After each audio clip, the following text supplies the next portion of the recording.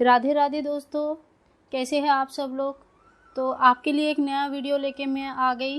जैसे कि मैंने आपको कहा था कि मैंने रात की 12 बजे के बाद पूजा किस तरह से किया जाता है, या तो मैं पूजा उनकी किस तरह से करती हूँ, उसकी वीडियो मैं जल्दी अपलोड करूँगी। लेकिन कुछ वजह से थोड़ा लेट हो गया, फिर भी अभी काफ़ी टाइम है। तो दोस्तों, छोटा सा एक मैं इंट्रोडक्शन दे देती हूँ मॉर्निंग पूजा का। मॉर्निंग में आपको क्या करनी है, क्योंकि इसके लिए अलग से मैंने वीडियो बना रखा है, आप चाहे तो वीडियोस चेक कर सकते हैं। जन्माष्टमी की तैयारी के बहुत सारे पार्ट्स मैंने बनाया है, आप वो चेक कर सकते हैं। तो दोस्तों, मॉर्निंग का पूजा का बहुत छोटा सा करके मैं बता देती हूँ। सवेरे इनको पंचामृत स्नान करवाइए, इसके बाद इनको पोशाक पहनाइए। जो भी नया पोशाक आप लाए हैं, श्रृंगार आदि लाए हैं, उनको श्रृंगार कीजिए, अच्छे से भोग लगाइए, धूप दीप इत्यादि दिखा के इनको सवेरे जैसे बाकी दिन पूजा करते हैं वैसे ही अच्छी तरह से इनका पूजा कीजिए। मॉर्निंग में एक बार मॉर्निंग का भोग लगता है, दोपहर में दोपहर का भोग लगता है, और शाम का नाश्ता लगती है। इसके अलावा पूरे दिन आप जन्माष्टमी की तैयारी के साथ साथ आप पूरे दिन जो है भगवान का नाम जप कर सकते हैं। नाम जप करने के लिए आपको अलग से बैठने के लिए, जप में अलग से बैठने के लिए कोई ज़रूरत नहीं है। आप कोई भी काम कर रहे हो, काम करते करते भी, घूमते फिरते आप भगवान जी का नाम ले सकते हैं। जैसे ओम नमो भगवते वासुदेवाय नमः, ये मंत्र का जप कर सकते हैं। अगर आप हरे कृष्ण कृष्ण कृष्ण हरे हरे, हरे राम राम राम हरे हरे, इस महामंत्र का जप करें पूरा दिन, तो सबसे अच्छा माना जाता है। बहुत ही अच्छा रहता है, घर के माहौल अच्छे बनते हैं, अंदर से एक खुशी, एक पॉजिटिव एनर्जी क्रिएट होता है। आप एक बार मेरी बात सुन के करके देखिए तो आपको खुद ही एहसास होगा। तो दोस्तों, मॉर्निंग का रूटीन कुछ इस तरह से रहता है, डिटेल्स में अलग वीडियो में है, उसमें देखिए। अब भगवान जी को शाम की भोग लगाने के बाद 6 बजे या 7 बजे तक जो है इनको सुला दिया जाता है। अब आप जन्म जिस तरह से करते हो उस हिसाब से इनको सुलाया जाता है। अगर आप कोई फल के अंदर जन्म करवा रहे हो तो ककड़ी या फिर तरबूज इस तरह का, तो उनके अंदर सुला सकते हैं। फूलों से जन्म करवा रहे हो, फूलों से सुला सकते हैं। और अगर आप शालिग्राम शिला का जन्म करवा रहे हो, गोपाल जी का नहीं करवा रहे हो, तो गोपाल जी को ऐसे ही उनकी बेड पे सुला दीजिए और शालिग्राम जी को ककड़ी के अंदर, और जिस तरह से आप जन्म करवाते हो उस तरह से रख दीजिए। तो दोस्तों, शाम तक का हो गया है, रात की 12 बजे तक आपका सारी तैयारी हो जाती है जन्माष्टमी का। हम जो शुरू करते हैं अभी षडोपचार पूजा पद्धति किस तरह से किया जाता है रात 12 बजे के बाद।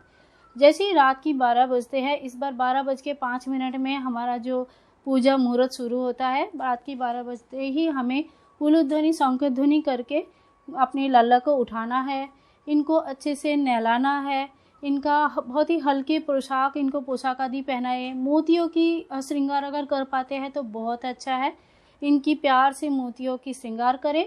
और फिर इनकी जो है, इनको एक लकड़ी का आप चौकी ले लीजिए, उस चौकी में लाल या पीला कपड़ा बिछा दीजिए।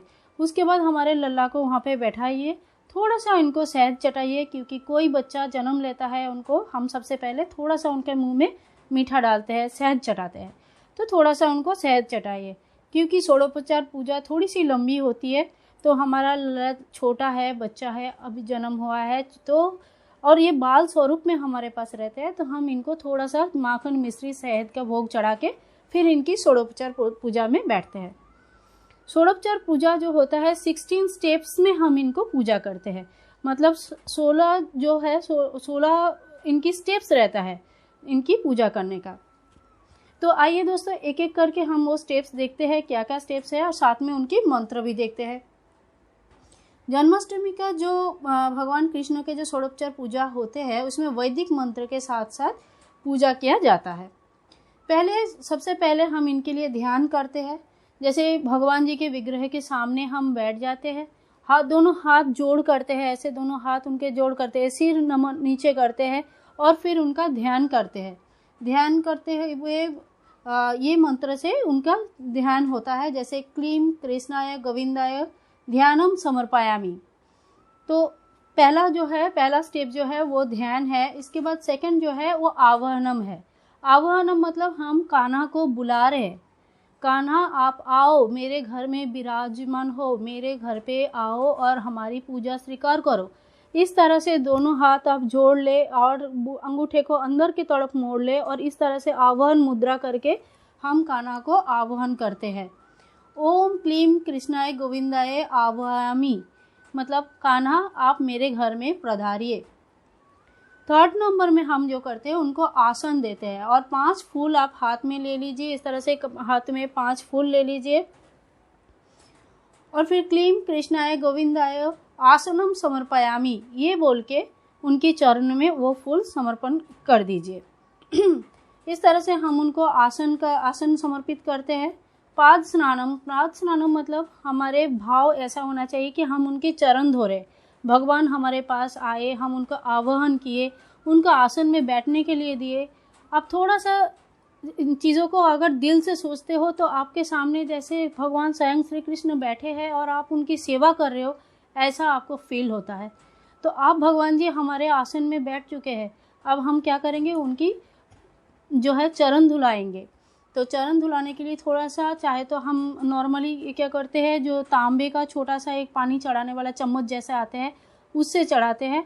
अगर जैसे हमारा कान्हा का है, कान्हा के लिए हम दक्षिणावर्ती शंख या तो फिर कोई भी पीतल का छोटा सा या तांबे का छोटा सा चम्मच से हम थोड़ा सा पानी लेते हैं, थोड़ा सा पानी इनके नाम पे स्वरण करके हम पानी चढ़ाते हैं। तो पाद स्नानम यानी इनकी जो है चरण धोने का बोलते हैं पाद स्नानम।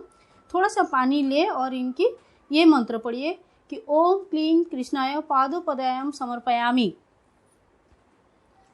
इस तरह से कान्हा का चरण धोने के बाद हम अभी अर्घ्य अर्पण करेंगे। कान्हा का सिर के अभिषेक के हेतु जल अर्घ्य समर्पित करना चाहिए। इसके लिए हम मंत्र पढ़ेंगे क्लीं कृष्णाय गोविंदाय अर्घ्यम समर्पयामि। इनकी जो सिर के अभिषेक के लिए हम थोड़ा सा जल चढ़ाते हैं। 6 स्टेप में आके हम लोग करते हैं आचमन। अब थोड़ा सा हम उसमें पानी लेंगे और इस मंत्र के साथ हम आचमन करेंगे। क्लीं कृष्णाय गोविंदाय आचमनियम समर्पयामि।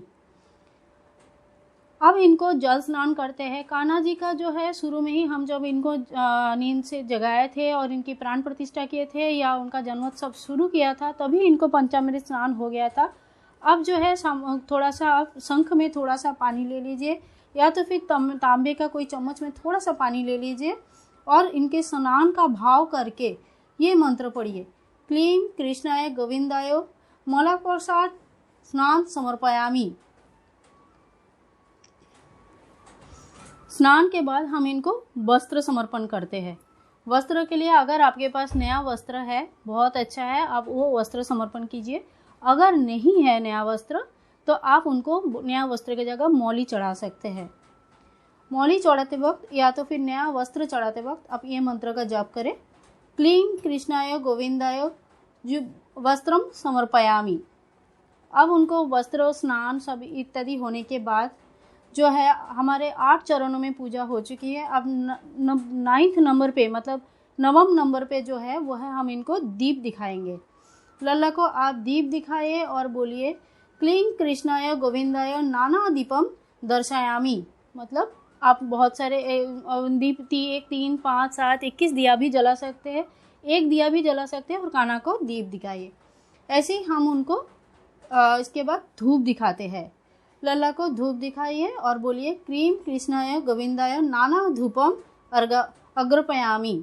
तो इस तरह से हम कान्हा को धूप दिखाते हैं। दीप और धूप के बाद हम इनको देते हैं पुष्प चढ़ाते हैं। श्री कृष्ण को हम पुष्प समर्पित करेंगे। क्लीं कृष्णाय गोविंदाय गंधम समर्पयामि पुष्पम समर्पयामि। इस तरह से पुष्प गंध इनको चढ़ाया जाता है। कोई कोई इनको जनेऊ चढ़ाते हैं और कोई कोई इनको जनेऊ नहीं चढ़ाते हैं। जो लोग इनको जनेऊ चढ़ाते हैं वो जप करेंगे क्लीं कृष्णाय गोविंदाय जनेऊ पवित्रम समर्पयामि। और जो लोग जनेऊ नहीं चढ़ाते हैं वो इसको स्किप कर सकते हैं। फिर इनको नैवेद्य दिया जाता है। नैवेद्य में भोग में आप जो भी बनाए हैं इनके लिए भोग, वो भोग इनको अर्पण कीजिए। क्लीं कृष्णाय गोविंदाय नैवेद्यम समर्पयामि। भोग के बाद इनको तांबुल दिया जाता है। तांबुल यानी कि पान दिया जाता है। क्लीं कृष्णाय गोविंदाय तांबुलम समर्पयामि। इस तरह से उनको तांबुल दिया जाता है। अब उनको दिया जाता है दक्षिणा। जो भी आपके पास दक्षिणा है, चाहे वो 1 रुपया हो, चाहे वो 101 रुपया हो, 51 रुपया हो, 201 हो, 501 हो या लाखों रुपया, जो भी आप इनको देना चाहते हैं, जो भी आपके पास है वो आप इनको इनके चरणों में समर्पित करें और क्लीं कृष्णाय गोविंदाय दक्षिणायाम समर्पयामि इस मंत्र के साथ उनको दक्षिणा चढ़ाए। अब यहाँ के बाद हमारा कुछ विशेष पूजा कोई कोई करते हैं जिसमें जो आभूषण है वो लेके आते हैं, और कभी कभी कोई सोने का चेन बनाते हैं, चांदी का चेन बनाते हैं, मोती का हार बनाते हैं, इस तरह का कोई भी आभूषण बनाते हैं। और जो है इनके लिए इत्र लेके आते हैं, तो उनके लिए ये दो स्टेप और होता है जो ये चीज़ें भी चढ़ा सकते हैं। आभूषण हाथ में ले और उनको समर्पण कीजिए, उनको समर्पित कीजिए, या तो आभूषण उनको उनके पैरों में समर्पित कीजिए पहले। क्लीं कृष्णाय गोविंदाय आभूषणम समर्पयामि इत्यादि यही बोल के उनको आभूषण दीजिए। परिमल द्रव्य जो भी है, यानी कि जो गोपाल जी के नाना प्रकार का सुगंधित इत्र चढ़ाया जाता है, तो वो भी आप ला सकते हैं। और क्लीं कृष्णाय गोविंदाय नाना परिमल द्रव्यांग समर्पयामि ये बोल के उनको जो है आप इत्र के मतलब होता है सेंट या परफ्यूम जो बिना अल्कोहल का होता है, भगवान जी को चढ़ते हैं, वो आप इनको समर्पण कीजिए, अर्पित कीजिए।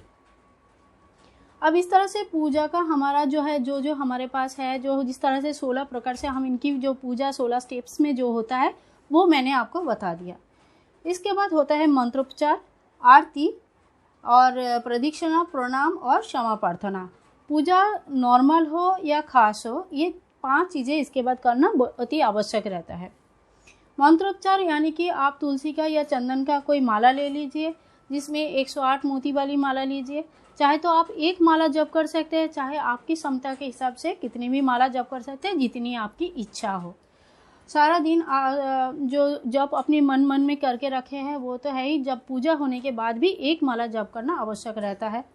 इसमें बहुत सारे मंत्र हैं जिसमें से कोई भी काना का मंत्र लेके आप माला जप कर सकते हैं, जैसे ओम बालकृष्णाय नमः, या तो क्लीं कृष्णाय गोविंदाय गोपीजानो वल्लभ भाई नमः, और ओम कृष्णा श्री कृष्णाय गोविंदाय नमः, ओम भागवते वासुदेवाय नमः इत्यादि कोई भी मंत्र के साथ आप इनकी एक माला जप कर सकते हैं। अगर आपको क्षमता है तो आप एक माला से अधिक भी जप कर सकते हैं। माला जप करने मंत्रोपचार के बाद हम करते हैं आरती।